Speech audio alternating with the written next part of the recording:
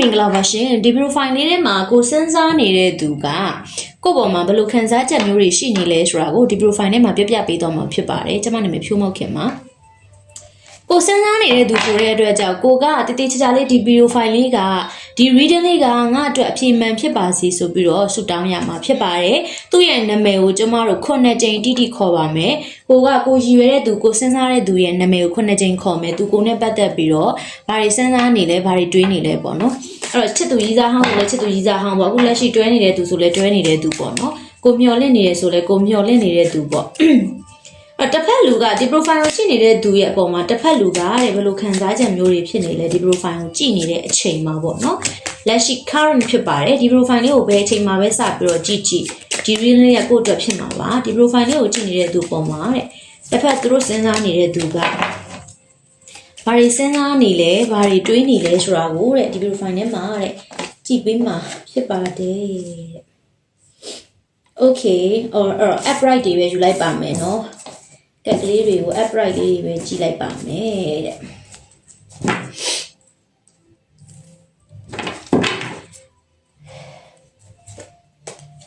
အဲ့ဒီ profile ကိုကြည့်နေတဲ့သူအပေါ်မှာတစ်ဖက်လူကဘယ်လိုစဉ်းစားနေလဲဘယ်လိုတွေးနေလဲဒီ profile လေးကိုကြည့်နေတဲ့အချိန်မှာဘာတွေစဉ်းစားနေလဲဘာတွေတွေးနေလဲဆိုတာကိုကြည့်ပေးမှဖြစ်ပါတယ်အကယ်၍များကိုနဲ့မတွဲရသေးတဲ့ချစ်သူတွေကြီးစားတွေဆိုရင်တော့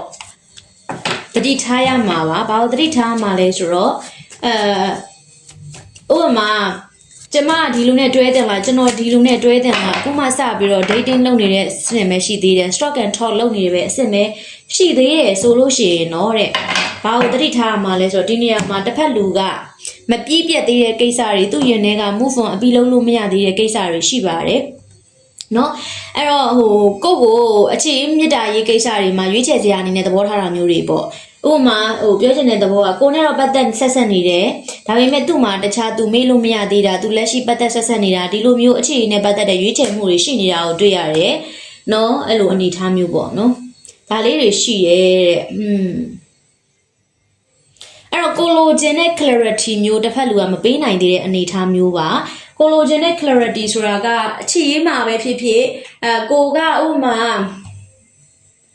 နင်ငါ့ကိုအများအားဖုန်းဆက်ပေးပါလားဒါမှမဟုတ်နင်ငါ့ကို commitment နေပေးပါလားငါတယောက်တည်းကိုပဲချစ်ပေးပါလားဒါမှမဟုတ်နင်ငါ့ကိုရွေးချယ်နိုင်မလားဆိုရင်မပေးနိုင်တဲ့အနေအထားမျိုးအဲ့တော့ situationship တွေဒီ reading ကိုကြည့်လို့ရှိရင်ဆက်ပြီးမသွားသင့်ဘူးလို့တော့ကျွန်မဒီ reading အရာမြင်ရတယ်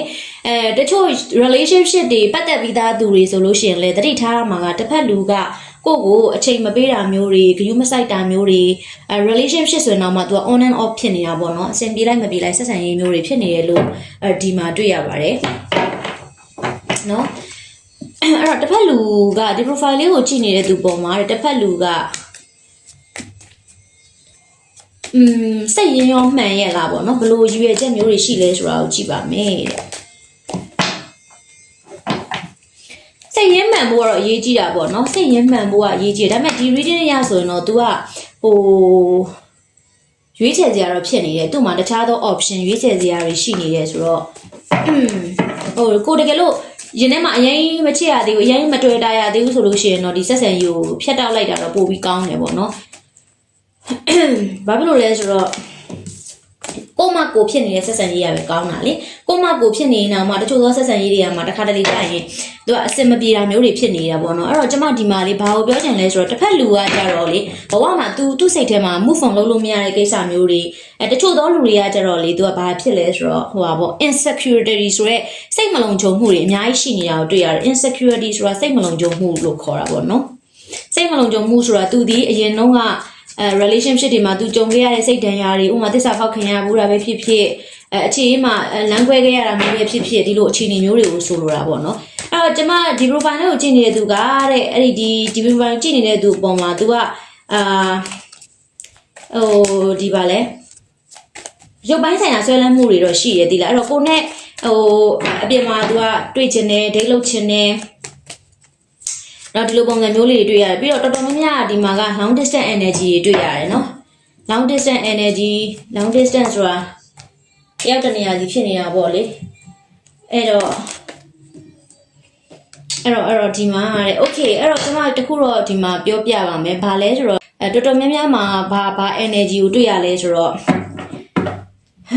တချို့သောသူတွေက family မိသားစုတိဆောက်ပြီးသားလူမျိုးတွေဖြစ်တတ်တယ်မိသားစုတိဆောက်ပြီးသားတွေဖြစ်တတ်တယ် long distance energy တွေ့တယ်သူကကိုယ်နဲ့ပတ်သက်ပြီးတကယ်ခံစားချက်တွေရှိခဲ့တယ်စိတ်ခံစားချက်တွေအပြည့်အဝရှိခဲ့တယ်ကိုယ်နဲ့လည်းပျော်ရွှင်ခဲ့လိမ့်မယ်ဒါပေမဲ့သူက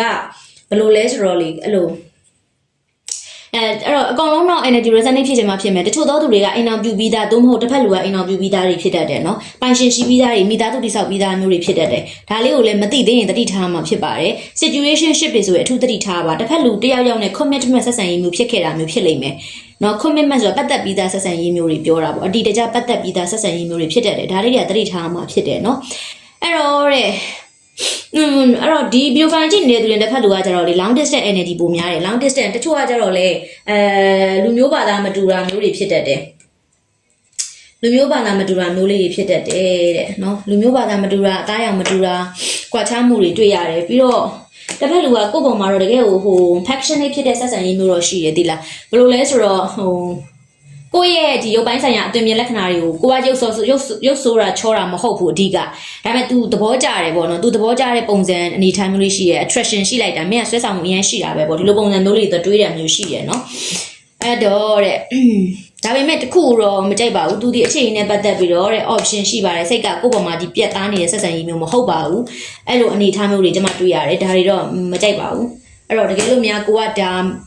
move on လုပ်နေတဲ့ဆက်ဆံရေးမျိုးဆိုရင်ဆရာမ move on လုပ်တင်လားလို့မေးရင်တော့လုပ်တင်တယ် boundaries ထားရမှာပါကိုချစ်ချင်းဒီ boundaries ထားခြင်းမှာကိုအတွက်မှာတီးတတ်မဟုတ်နေတဲ့ဆက်ဆံရေးမျိုးကတော့အဆက်စချင်းဟိုမဖြစ်နေတဲ့ကြိုပြီးတော့တိပြီးတော့ကို move on လုပ်နိုင်တာမျိုးတို့ကို healing လုပ်နိုင်တာမျိုးဆိုကောင်းတယ်နောက်မှလွန်ကျွံသွားတဲ့ဆက်ဆံရေးမျိုးအရင်နေနှလုံးသားအမြင့်တွယ်သွားလို့ရှိရင်အဆင်မပြေတော့ဒီ reading တွေကတော့ကျွန်မ energy တော့တိတ်တော့မကြိုက်ဘူးပေါ့နော်ဒီလိုအနေထားမျိုးလေးတွေအကြောင်းမကြိုက်တာပါနော်အဲ့လို energy မျိုးလေးတွေတွေ့ရတယ် okay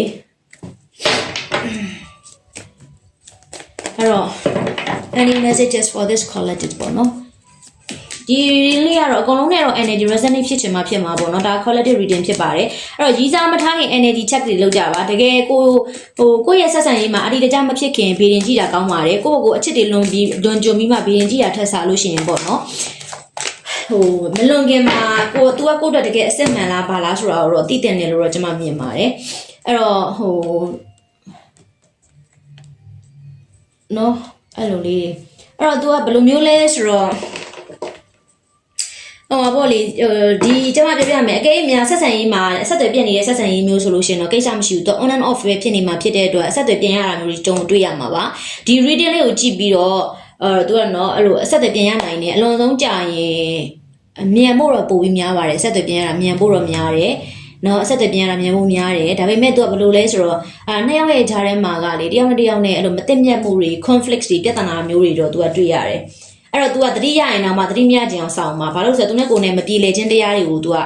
ခေါင်းစည်းထားတာပေါ့ तू conflict ဆိုတာကconflict တို့ argument တွေဆိုတော့တယောက်နဲ့သဘောထားချင်းမတိုက်ဆိုင်မှုတွေ तू ကအဖြူဆိုကိုကအမဲပေါ့အဲ့တော့တယောက်နဲ့အယူဆချင်းမတူတာဘာလို့ဆိုတော့ဒီ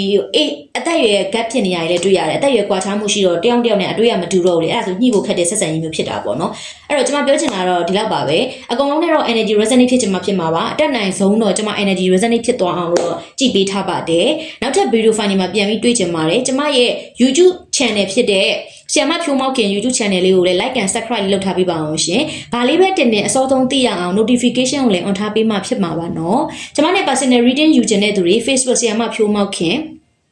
Viber နံပါတ်6643943တို့ကနေဆက်သွယ်ပြီးတော့မေးမြန်းနိုင်ပါတယ်ရှင်။အားလုံးပဲ